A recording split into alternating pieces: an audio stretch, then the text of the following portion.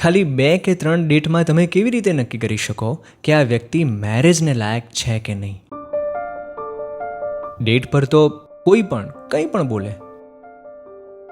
અવગણના ન કરી શકાય એવો આ ડર. ખાસ કરીને અરેન્જ્ડ મેરેજની પ્રોસેસમાંથી પસાર થનારા છોકરા છોકરીઓ વધારે ફેસ કરતા હોય છે. ડેટિંગનો એક પ્રકાર છે, એક ચોક્કસ ટાઈપ છે, જે તમારું આ જજમેન્ટ સાવ ઇઝી કરી નાખશે.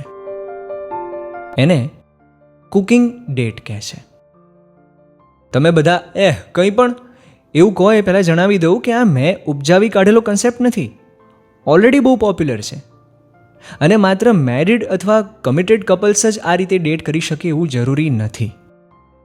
It's a date. એકબીજાને જાણવા માટેની તમારી મુલાકાત છે. તમે કોઈ પણ કુકિંગ ક્લાસમાં તમારું સેશન બુક કરી શકો છો.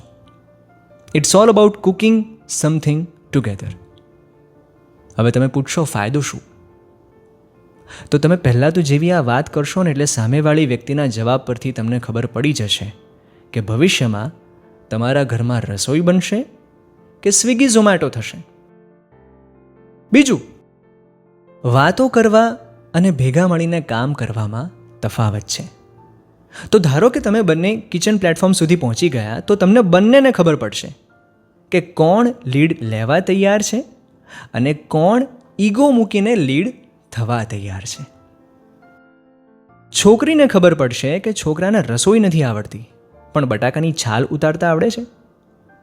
છોકરાને ખબર પડશે કે છોકરીને તાવેતા અને ચમચા વચ્ચેનું અને તપેલી અને વાડકી વચ્ચેનું અંતર ખબર પડે છે. છોકરાને ખબર પડશે કે છોકરીને રસોઈ તો આવડે છે પણ પ્રમાણ ભાન છે કે નહીં. છોકરીને ખબર પડશે કે છોકરાને કમસે કમ વાસણ ધોઈને મૂકતા આવડે છે કે નહીં. અને આ બધું બંનેને ખબર હોવી જરૂરી છે. It's not a gender specific thing.